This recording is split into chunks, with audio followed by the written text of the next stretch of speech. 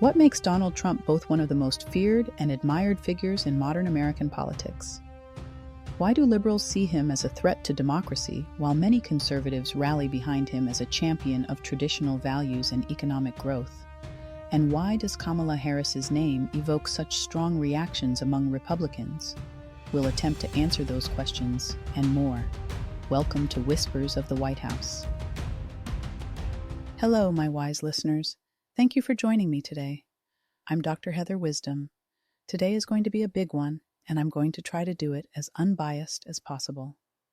Today, we're exploring one of the most polarizing figures in modern politics, Donald Trump. I wasn't going to do this one, but me being me, I really wanted to understand both sides, because Trump fosters such love and hate. The man, I guess, like most presidents, can't win, and by that I mean he can do everything right and still get criticized simply because of negative perception. He can do something outrageously bad and still be touted as a hero because of such admiration. So why do many Democrats and liberals fear his presidency? And on the flip side, why do Republicans admire him so deeply? There's got to be more to these feelings than what we see on social media. And speaking of fear, why were so many Republicans concerned about Kamala Harris potentially becoming president?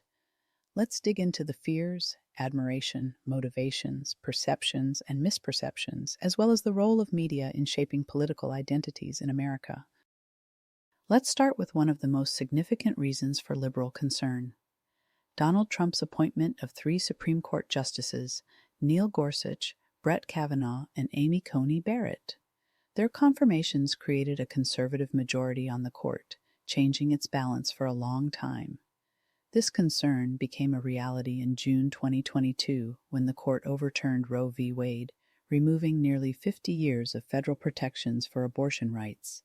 For many liberals, the case Dobbs v. Jackson Women's Health Organization, which overturned Roe, was more than just a legal decision. It signaled that other rights based on similar constitutional principles could also be in danger. Justice Clarence Thomas emphasized these concerns in his opinion for the Dobbs case. He suggested that the court should review all important past decisions and explicitly mentioned cases like Griswold v. Connecticut, which protects access to contraception, Lawrence v. Texas, which struck down laws against same-sex relationships, and Obergefell v. Hodges, which legalized same-sex marriage. So let's take a closer look at Roe v. Wade, what it truly meant, why its overturning has sparked so much debate, and how the reality of abortion laws differs from the fears surrounding them. To fully understand this issue, we need to explore the original decision, what overturning it actually did, and why the conversation about abortion versus medical emergencies is so important.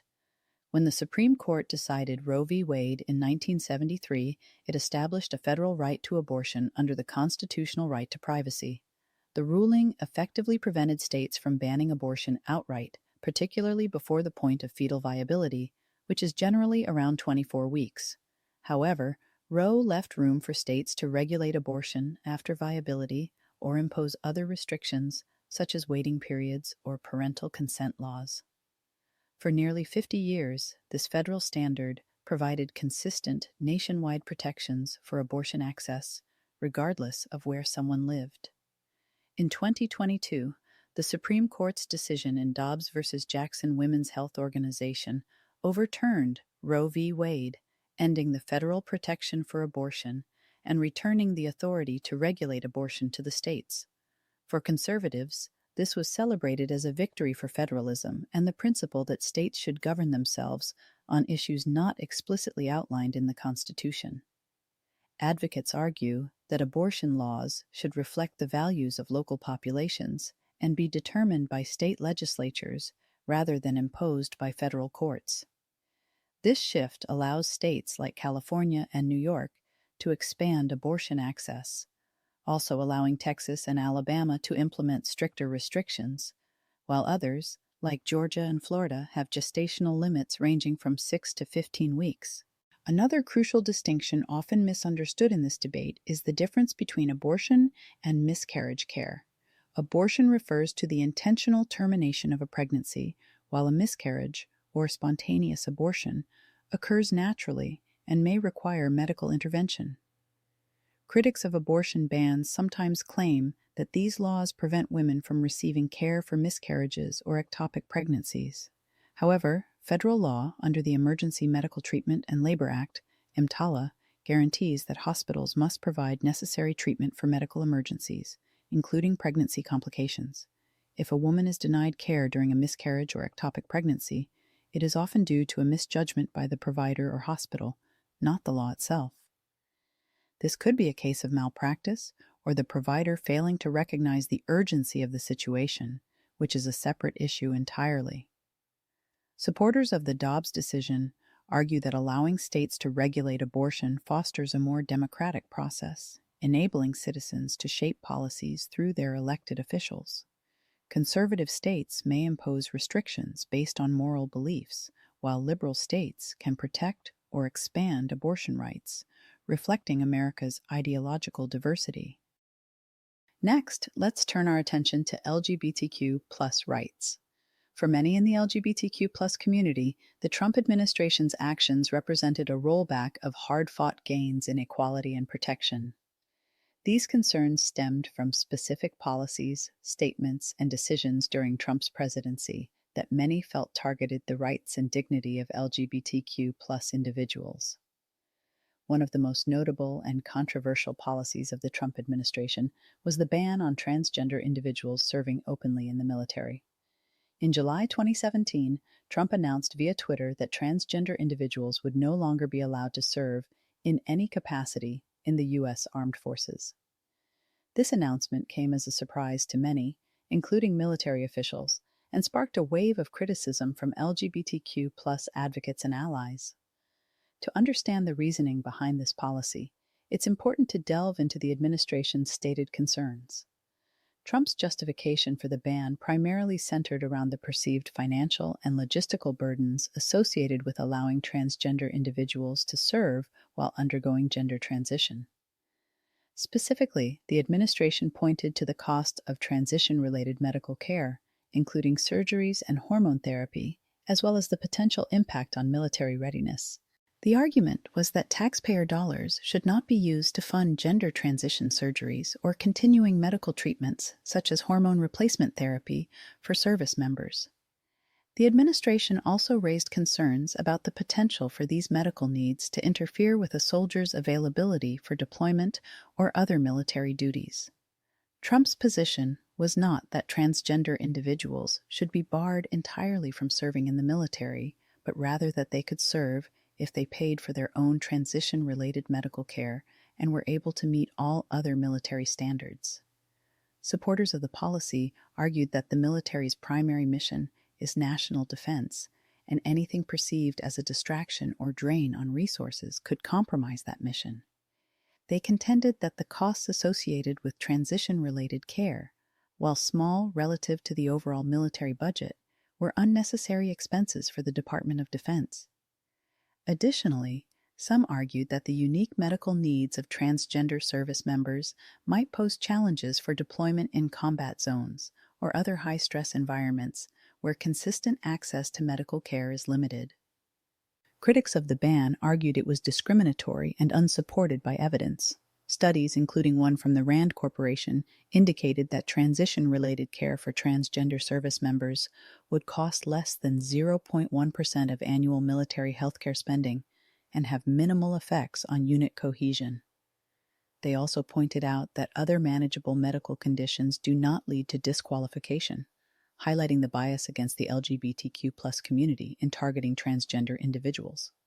Eventually, the Supreme Court allowed the modified version of the ban to take effect, while litigation continued.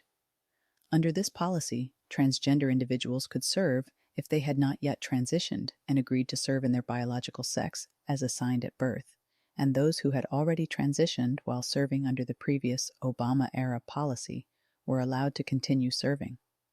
The ban was later reversed by President Joe Biden in 2021, restoring the ability for transgender individuals to serve openly and access the medical care they need while in the military.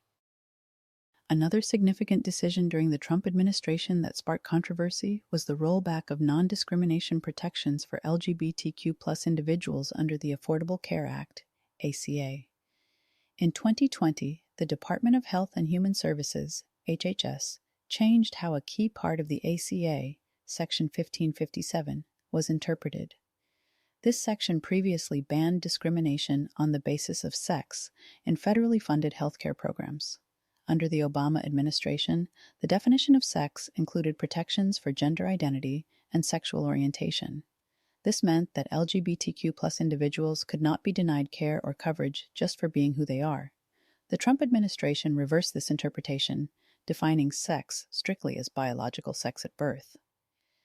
This change removed federal protections for transgender individuals, allowing healthcare providers and insurers to deny care based on religious or moral objections.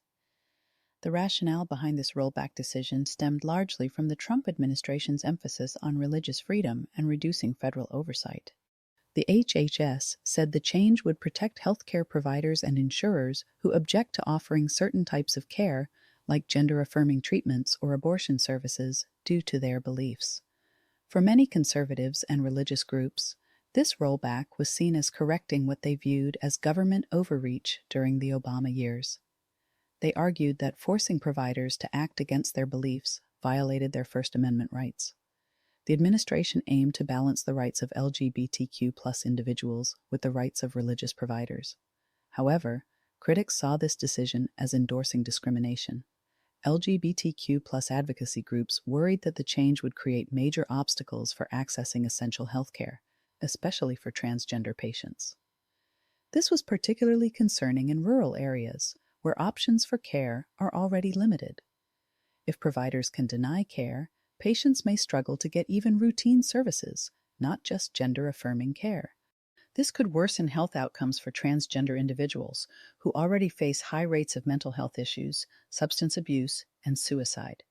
This rollback was part of a broader trend during the Trump administration to expand religious exemptions across various areas. Policies included allowing businesses to refuse service to same-sex couples and letting religious adoption agencies refuse LGBTQ+ parents. While supporters viewed these changes as protecting constitutional rights, opponents argued they allowed discrimination under the guise of religious freedom. Let's turn now to minority rights, particularly in the context of Donald Trump's policies on immigration. For many liberals, Trump's approach to immigration was not just about border security, but was seen as fostering a climate of xenophobia and targeting marginalized groups. Now, immigration is a topic that often stirs intense emotions and debate, but it's also one where misconceptions abound.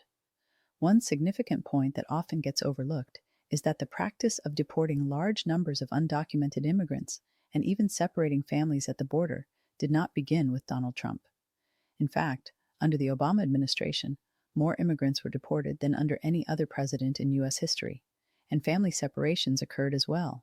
In fact, during Barack Obama's presidency, an estimated 3 million immigrants were deported, earning him the nickname Deporter-in-Chief among immigration advocates. This was largely due to policies aimed at prioritizing the removal of individuals with criminal records or recent arrivals. Programs like Secure Communities allowed local law enforcement to share fingerprints of individuals in custody with federal immigration authorities, leading to increased deportations. Obama also expanded the use of detention centers to house families and unaccompanied minors during the 2014 influx of migrants from Central America. These facilities, including some infamous for poor conditions, sparked criticism from human rights organizations, but the controversy was relatively muted compared to the backlash Trump faced. So, if Obama deported more people and also detained and separated families, why does Trump bear the brunt of the criticism? The answer lies in both policy intent and language. The Trump administration's zero-tolerance policy explicitly aimed to deter illegal immigration by prosecuting all individuals crossing the border illegally. This led to the systematic separation of families, with children being placed in detention centers apart from their parents as their parents were going through the legal system. The image of children in cages became a powerful symbol of Trump's immigration policies. even though these detention facilities were used during the Obama administration. Critics argue that Trump's administration escalated the use of such facilities and failed to implement adequate safeguards, resulting in widespread confusion. Trump's language on immigration further amplified the backlash. From referring to Mexican immigrants as criminals and rapists to repeatedly emphasizing the need for a border wall, Trump framed immigration in stark, often inflammatory terms. This language was seen by many as dehumanizing and contributed to perceptions that his policies were driven by animus rather than pragmatism. By contrast, Obama framed his immigration policies as tough but fair, emphasizing deportations of criminals while advocating for a path to citizenship for undocumented immigrants already in the U.S. While his actions drew criticism from immigrant advocacy groups, his tone and messaging were more measured, which helped mitigate public outrage. Under Trump, the rollout of the zero-tolerance policy and family separations was chaotic and widely criticized. Reports of children being unable to reunite with their parents, insufficient record-keeping, and poor conditions in detention facilities painted a picture of a system in crisis. While these issues existed under Obama as well, the Trump administration's approach brought them to the forefront in a way that Obama's policies did not. The debate over immigration enforcement and family separations is a stark reminder of how policy decisions and language shape public perception. So let me say this. I know this might be considered controversial or biased, but it's my show, so here we go. Obama was a great speaker. He had a silver tongue. He spoke with such confidence and eloquence that he could easily grab your attention. However, I want you to consider this. If Trump were able to articulate the border crisis as effectively as Obama did, would we be more supportive? Trump's tell it how it is, no frills, not sugarcoating, can come off as harsh, rude, uncompassionate, and, well, sometimes unprofessional. I wonder if he spoke the way I have seen in the past, like in his years-old interviews with Oprah, if he would have had such backlash. But I digress. Understanding this context is critical for moving beyond partisan blame and working toward solutions that address the systemic challenges of immigration in a way that reflects American values. Finally, let's address one of the most profound areas of contention during Donald Trump's presidency, the perception of democracy itself. For many Democrats, Trump's refusal to accept the results of the 2020 election and his role in the events of January 6th represented an unprecedented challenge to the peaceful transfer of power, a cornerstone of American democracy. Let's examine how this perception has been shaped and explore the perspectives from both sides of the political spectrum.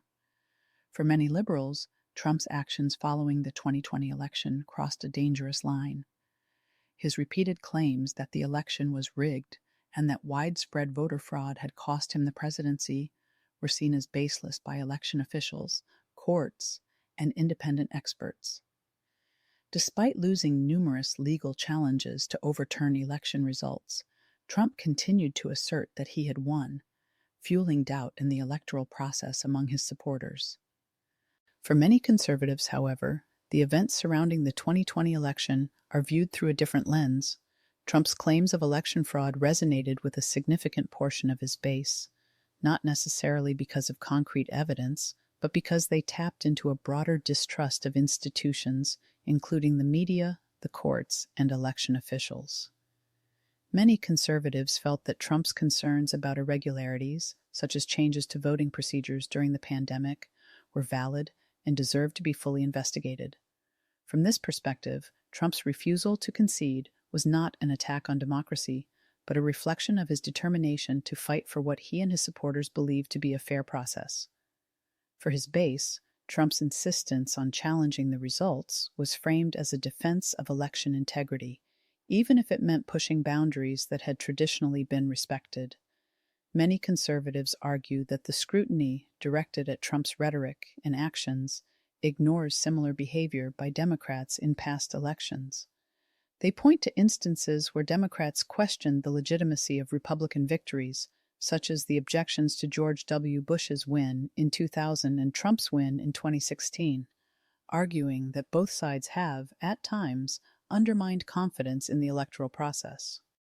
Then there's the events of January 6, 2021, which remain one of the most polarizing and widely discussed incidents in modern American history. For many, it was a dark day, a direct assault on democracy. But as with any significant event, the truth is layered, and different narratives have emerged about what really happened. But really did happen. For that, we need another episode. For now, let's sum it up. The basic sequence of events is clear. After the Save America rally, where then-President Trump delivered a speech about the possibility of election fraud, a significant portion of the crowd marched to the Capitol, where a joint session of Congress was in the process of certifying the 2020 Electoral College results. As tensions escalated, the group entered the Capitol building and disrupted the certification process. The narratives surrounding January 6th highlight the broader challenges facing American democracy. For liberals, the event underscored the dangers of political extremism and the need to safeguard democratic institutions. For conservatives, the aftermath raised concerns about the weaponization of the incident to suppress dissent and label political opponents as insurrectionists. What remains contested, however, is the nature of how this breach occurred and who was responsible for allowing it to escalate. But again, I think January 6th has been talked about to death, but with new information emerging and videos coming out, it may require its own episode. Now let's flip the script and explore why Donald Trump inspires such deep admiration among many Republicans. At the heart of Trump's appeal is his anti-establishment persona. Trump positioned himself as an outsider who would drain the swamp in Washington. For many Republicans, this resonated as a much-needed shakeup of entrenched political elites who, in their view, had lost touch with the needs of ordinary Americans. Trump's economic policies are another cornerstone of his popularity. Many Republicans point to the Tax Cuts and Jobs Act of 2017, which lowered corporate tax rates and boosted stock market growth, as evidence of his success in fostering economic prosperity. Trump's aggressive stance on deregulation also won him praise from business leaders and small government advocates alike.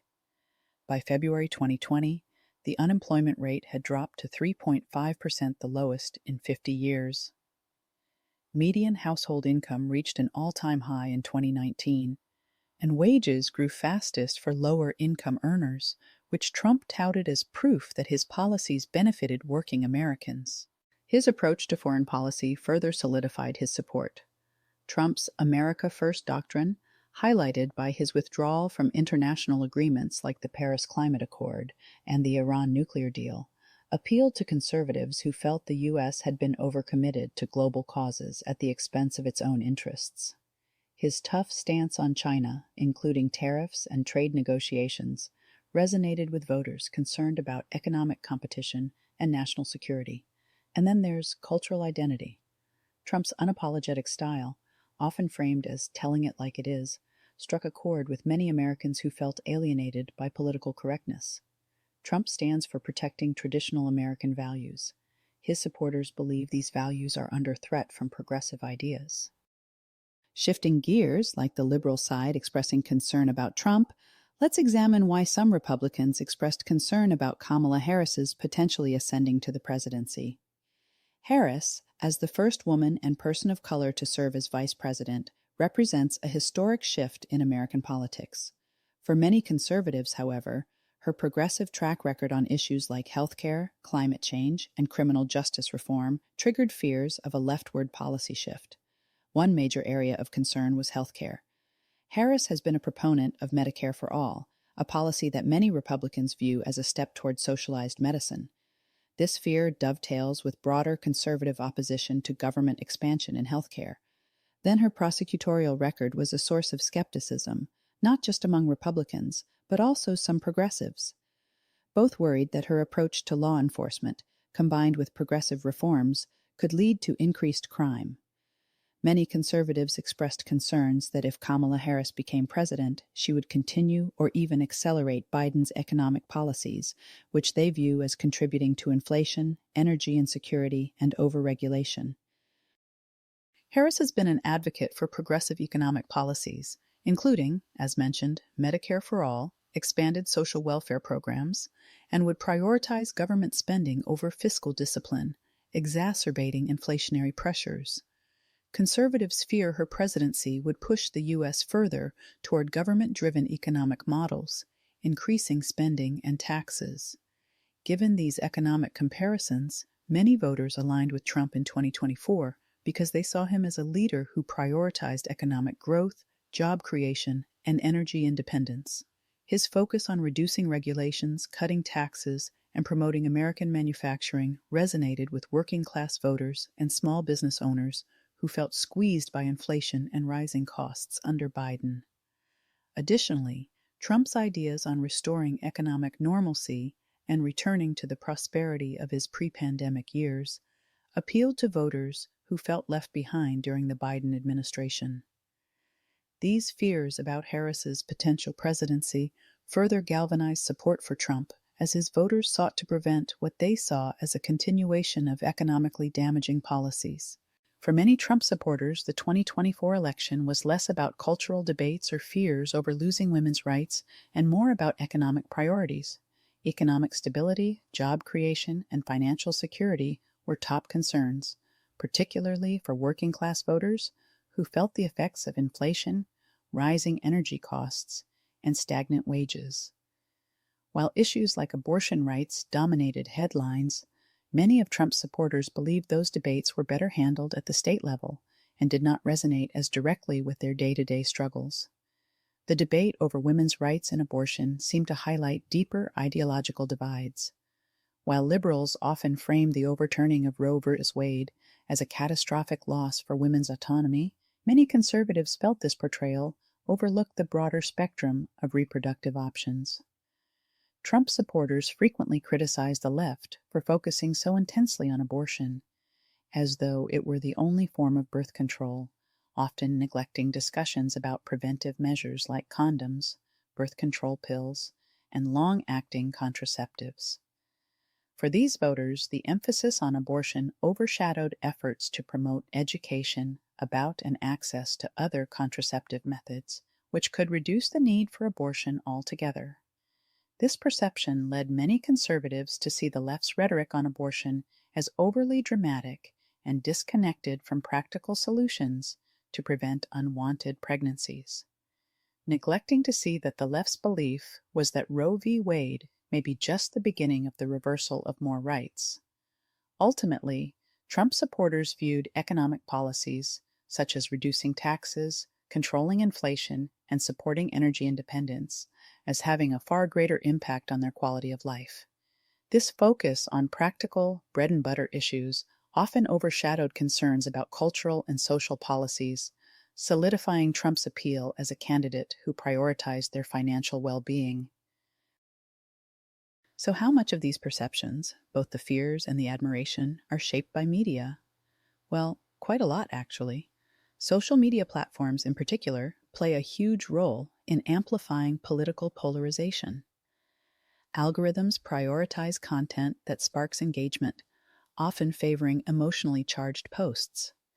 This creates echo chambers, where users are exposed primarily to views that reinforce their existing beliefs.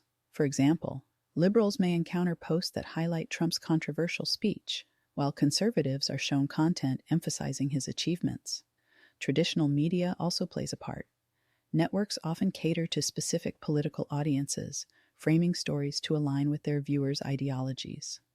This framing influences how people interpret events and political figures, deepening divides. The media has a significant responsibility to present the facts. Unfortunately, both social media and mainstream news, as well as some friends, often prioritize being the first to share information, regardless of its accuracy or completeness. They tend to frame stories in a way that appeals to their audience or provides just enough information without necessary context. Here's the question. Are our fears and admirations solely driven by the media? Not necessarily. Many of these feelings are rooted in deeply held values and genuine policy differences. The media amplifies these divides, making compromise and dialogue more difficult. For any argument you present, I can find an opposing viewpoint. For example, If you firmly believe that the Earth is flat and want to debate it, I can easily find information online supporting the idea that it is actually spherical or oval. Conversely, someone else will find evidence to argue that it is round.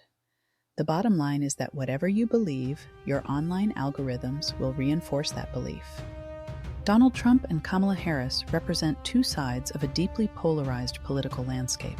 For liberals, Trump's presidency signals a threat to progress on social justice, equality, and democratic norms. For conservatives, Harris embodies a shift toward progressive policies that challenge traditional values and free market principles. In the end, these sentiments are shaped by a mix of policy realities, cultural identity, and yes, media influence.